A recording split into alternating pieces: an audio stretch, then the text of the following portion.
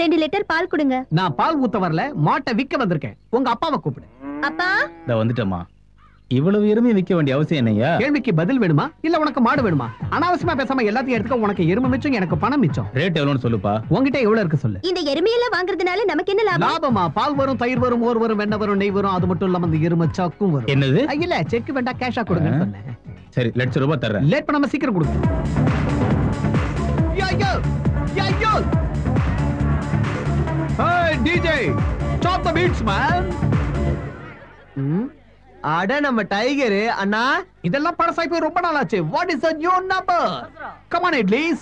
எங்கண்ணா ரொம்ப நாள் உங்களை ஆள காணோம்? கொஞ்ச நாள் துபாயில இருந்துட்டு இப்பதான் வந்தேன். அப்ப சகுந்தலக்கா சானியல் ரவேலன் சஸ்பெண்ட் பண்ணிட்டாங்களா? நானே அவளை டிஸ்மிஸ் பண்ணிட்டேன். அப்படின்னா மாடுங்க வெரி சிம்பிள், இருக்கிற மாட்டெல்லாம் மொத்தமா வித்துட்டேன். இது சகுந்தலக்காக்கு தெரிஞ்சதுன்னா முதல்ல ஹார்ட் அட்டாக் வரும், அதுக்கப்புறம் ஆம்புலன்ஸ் வரும். சக்கு செத்து போவா, நீ இப்ப ஒத்தி போ. Get out my privacy, get out man. I play. Hey, yeah, come on.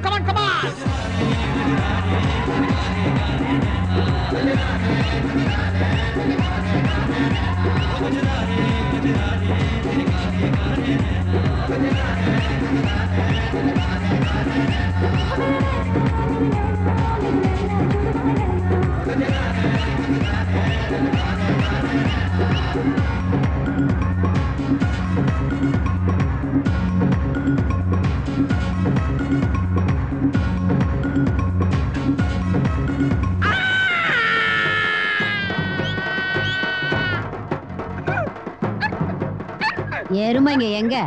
அதுங்கள இங்க வரலக்கா, அதுங்களுக்கு டான்ஸ் தெரியாது. பாரதேசி எங்கடா இருக்கு?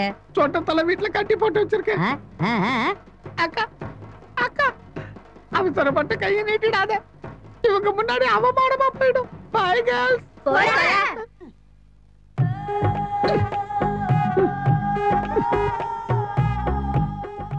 அக்கா சாணி எல்லாம் போலாம் வாக்கா.